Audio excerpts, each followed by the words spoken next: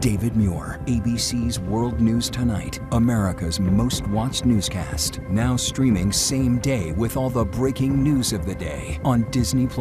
Most watched, most trusted. Now on Disney+ every night. Tonight, the severe storm threat for millions as we come on the air. More than 90 million on alert from the Midwest into the Northeast. A tornado watch across multiple states. Pounding rain, violent winds into the night and through tomorrow. Dangerous heat in the triple digits. Lee Goldberg is tracking it all.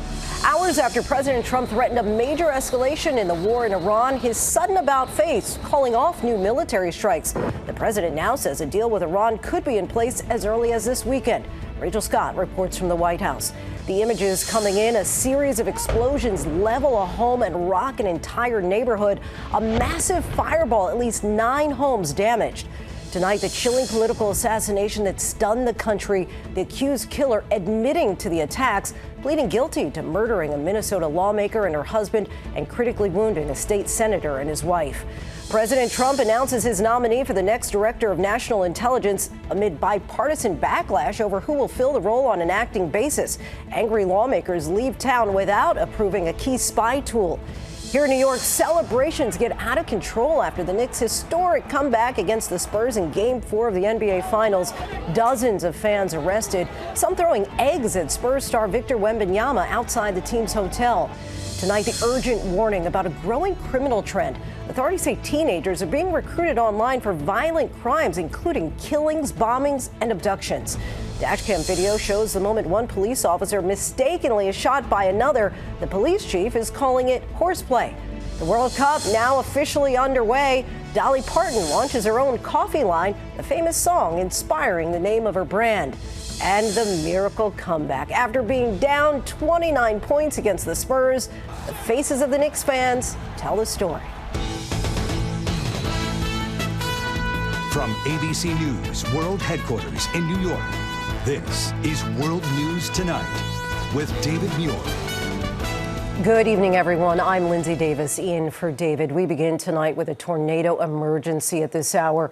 Warnings and watches across multiple states and the severe storm outbreak across the country. More than 90 million people are under alerts from the Midwest into the Northeast. Dangerous thunderstorms, large hail, and damaging winds. More than a dozen tornadoes reported just in the last 24 hours, including a twister spotted in Unionville, Missouri. Blinding rain, hail, and winds up to 60 miles per hour blowing across Glenwood, Minnesota. More than 900 flights canceled nationwide, thousands more delayed. Storms on the move through tomorrow, along with dangerous heat in the triple digits from Texas to the Northeast. Lee Goldberg is standing by with the forecast. ABC's Alex Perez leads us off. Tonight, a 1-2 punch of storms threatening more tornadoes after a violent 24 hours in the Heartland. Look at that. This multi-vortex tornado touching down in northern Missouri overnight. In Darlington, Wisconsin, multiple power flashes caught on an officer's dash cam. More than 400,000 losing power across the storm zone.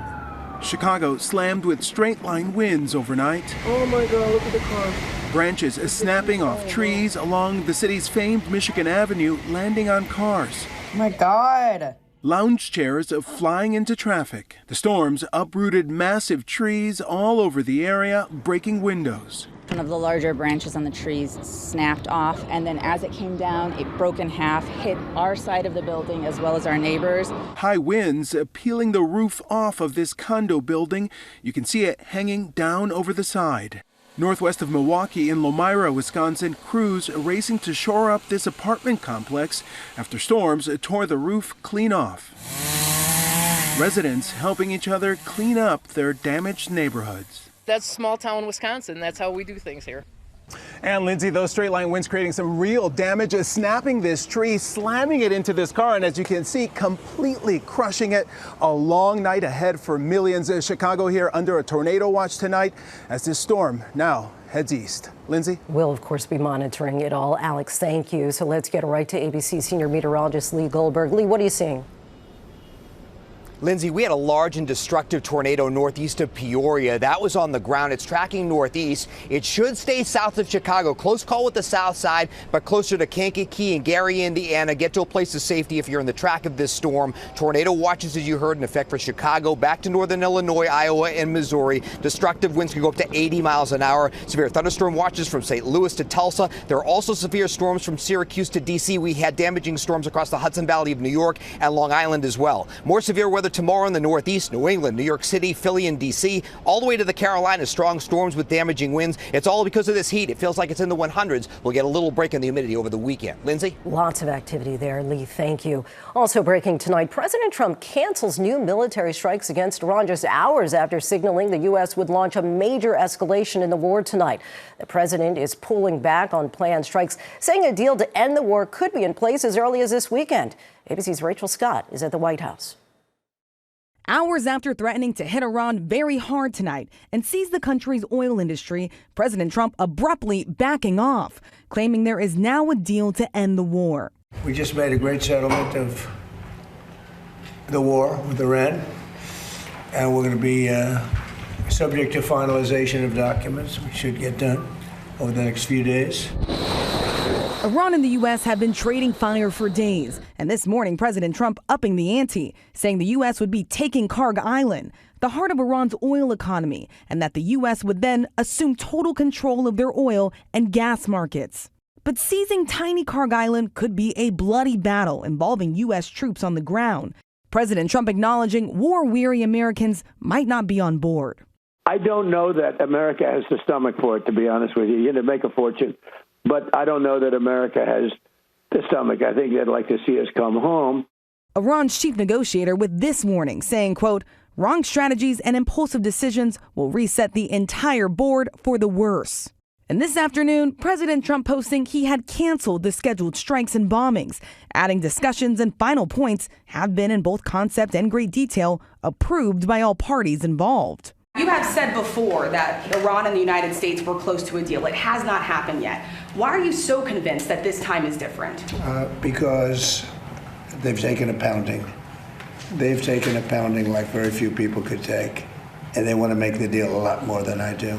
A source with knowledge of the talks tells ABC News the deal is very close, as mediators have hit some breakthroughs. President Trump said the agreement would immediately reopen the Strait of Hormuz. A detailed discussion of Iran's nuclear program would be yet to come. Was this just essentially setting the stage for deeper talks on nuclear? It's a very strong memorandum of understanding that is a little conceptual, but it's something that's going to get done. And if it doesn't get done for any reason, which I can't imagine that not happening, they want to sign it as much as I do or more. President Trump says he believes Iran's supreme leader has already approved the deal. But tonight, Iran's Ministry of Foreign Affairs saying Iran has not reached a final conclusion. And tonight, the terms of any deal, Lindsay, are not clear. Both sides really sticking to their demands. But President Trump says it will happen and that there could be a signing ceremony as soon as this weekend, Lindsay. We'll be watching for that consensus, potentially. Rachel, thank you. Next tonight, a surging stock market and oil prices plummet after President Trump canceled military strikes on Iran, signaling a deal to end the war might be near. The Dow soaring 929 points, erasing yesterday's losses. The Nasdaq up 640 points. The S&P 500 up as well. Now to the massive home explosion in Wayne County, Pennsylvania. The powerful blast rocking a neighborhood, a fireball shooting into the air. At least 9 homes damaged, multiple injuries reported. Here's ABC's Matt Rivers. Tonight, a quiet neighborhood in Clinton Township in rural northeastern Pennsylvania rocked by several massive explosions. We had multiple calls on. I have 3 entrapped and 2 houses on fire now. Authorities say they believe a propane leak sparked the blasts. A neighbor across the street telling our affiliate WNEP that he heard a hissing sound before the large explosions. The house in front of the buildings here shook so bad that all their front windows are broken out. Fire engulfing several homes, dozens of first responders on the scene. Outbreak, house explosion with entrapment. Repeating. Lackawanna County dispatching, station 60. Chief requesting manpower. 3 residents were taken to the hospital and at least 2 homes collapsed. When much of the smoke cleared, complete devastation. A chimney, all that was left of one home, the skeletons of burnt out cars, rubble where homes once stood. Lindsay, the cause of these explosions remain under investigation. Lindsay? All right, Matt, thank you. Tonight, the chilling case raising concerns about the rise in political violence in this country. An accused killer pleading guilty to murdering a Minnesota lawmaker and her husband and critically wounding a state senator and his wife. Here's ABC's Faith Abube. The political assassination shocked the country 1 year ago. Former Minnesota State Speaker Melissa Hortman gunned down along with her husband Mark and the family dog. State Senator John Hoffman and his wife Yvette shot and wounded too. The gunman seen in that chilling image hunting lawmakers in their own homes, wearing a latex mask disguised as a police officer. Investigators say this was his fake patrol car. Tonight, that man, Vance Bolter, pleaded guilty to murder and stalking in a deal to avoid the death penalty. Federal prosecutors said the attacks were politically motivated. What drives a criminal to want to commit this sort of brutal murder and to do it as coldly as it was done? I wonder if any of us who live law-abiding lives will ever really be able to understand that sort of motivation. There was sobbing in the courtroom as both families listened to Bolter admit to the crimes. And tonight, the Hoffmans who survived that attack saying in a statement, quote, "There's no justice for Mark and Melissa Hortman, and there's not justice when our family and our state will never truly heal." And Lindsay, Bolter will spend the rest of his life in prison. He is still facing state charges, including 2 counts of murder and 4 counts of attempted murder. Lindsay. Faith, thank you. Next tonight, President Trump announces his nominee for the next director of national intelligence. It comes amid bipartisan backlash over who will fill the role on an acting basis. Angry lawmakers leaving town without approving a key spy tool. ABC's Jay O'Brien is on the Hill. Tonight, President Trump announcing he will nominate Jay Clayton, the U.S. attorney for the powerful Southern District of New York, as the next director of national intelligence, an effort to quell a bipartisan firestorm on Capitol Hill. Democrats and some Republicans furious about the man Trump picked to fill the job on an acting basis until Clayton is confirmed, Bill Pulte, who runs the Federal Housing Finance Agency and has used the role to go after the president's political enemies. Pulte has no national security experience. Bill Pulte is a national security threat. Democrats now refusing to vote to authorize an extension of FISA, a critical national security tool used for warrantless foreign surveillance, which is set to expire tomorrow at midnight. Pulte's got to go before anything else can happen. But are you concerned that by drawing this line, Democrats could be opening up the country to a national security concern? We have great national security concerns with Pulte. Republicans throwing up their hands, noting the danger of letting FISA expire with the U.S. at war and a host of high-profile events set for the summer, the World Cup and the celebration of America's 250th. They're blocking a critical national security tool because they don't like the president's temporary, short-term pick for acting DNI. Tonight, the president sticking with Pulte. He's running it for a short while we get a very talented person, Jay Clayton, in. Trump saying he wants Pulte to slash the staff of the Director of National Intelligence, expected to get his chance when he takes over in about a week. But, Lindsay, the Senate moving unusually quickly, scheduling the nomination hearing for Jay Clayton for next Wednesday, trying to get him in and Bill Pulte out as soon as possible, Lindsay. Jay O'Brien on Capitol Hill for us. Jay, thank you. Tonight, the celebrations and chaos following the Knicks win over the Spurs in Game 4 of the NBA Finals in New York. More than 50 people arrested as crowds swelled outside the security perimeter around Madison Square Garden. Some fans also threw eggs at San Antonio Spurs star Victor Wembanyama as the team returned to their hotel in Manhattan after the game. And next tonight, the urgent warning about a growing criminal trend. Authorities say teenagers are being recruited online for violent crimes, including killings, bombings, and abductions. Here's ABC's chief investigative correspondent, Aaron Katersky. This is no video game or scene from a crime drama. These videos show real crimes carried out by real teenagers.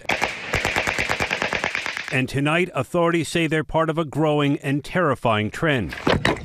These kids are being recruited for the most vicious crimes, for killings, for bombings, for abductions. It's taking place online, on social media, on gaming platforms. Police say the online recruitment of teens to do the dirty work of criminal organizations is now one of the biggest crime problems in Europe, and one that's coming to the United States. Annalie Berg's 16-year-old son Rio was a victim. Still hard to believe. Sometimes I feel like I'm dreaming. like a nightmare. In 2025, he was on his way home when a hooded stranger came up from behind, pulled a gun, and opened fire, killing young Rio, who was not the intended target. Police say the gunman was no professional assassin, but a fellow teen, recruited for the job online by a gang. The kids do the dirty work for them, and then they just throw them away like garbage. They don't care about them. The 16-year-old hitman in this case, Lindsay, was immediately caught, convicted, and sent to prison. So it's 2 young lives wasted. Police say this online recruitment trend is spreading and should be a wake-up call for parents. Lindsay? So good for parents to know, Aaron. Thank you. And you'll have more tonight on Nightline. When we come back, the images coming in, a massive warehouse fire erupting late today. Emergency crews on the scene. Alarming video shows a terrifying moment. One police officer is accidentally shot by another. The World Cup officially kicking off just a short time ago under tight security. And the miraculous comeback at Madison Square Garden, the magic touch, igniting a historic celebration. Tonight, a raging warehouse fire is burning about 60 miles outside San Francisco. The massive facility is used by a medical supply company. Black smoke from the site visible for miles. Firefighters are trying to contain the flames. No word of injuries. The cause is under investigation. New video reveals a shocking mistake inside a police parking garage in Pasadena, California. Video shows the moment one police officer is shot by a fellow officer. The bullet fired through the windshield of a patrol car, hitting the officer in the shoulder. The officer survived. The shooting is under investigation. The police chief is calling it dangerous horseplay. When we return, under tight security, the World Cup is officially underway, and Dolly Parton brews up a new project. To the index now, security is tight as the biggest World Cup in history kicks off in Mexico. The tournament opening today with Mexico taking on South Africa in Mexico City. The match following a star-studded opening ceremony featuring Mexican rock band Mana and Colombian superstar Shakira. Tomorrow, the U.S. men's national team begins their World Cup campaign against Paraguay. And Dolly Parton is giving fans a real-life cup of ambition. Pour myself a cup of ambition and yawn and stretch and try to come to life. Working nights. A country music icon introducing her own brand of coffee inspired by her hit song 9 to 5. The coffee will be sold at Dolly's Tennessean Travel Stop, with the first location opening June 24th, just south of Nashville. Cup of Ambition is offered in light, medium, and dark roast. When we return, from dead in the water to the brink of a championship, the Knicks' incredible and historic comeback. Finally, just when it looked like Game 4 was a lost cause, and boy, could you see it on the faces in Madison Square Garden, the Knicks delivered the biggest comeback in NBA Finals history.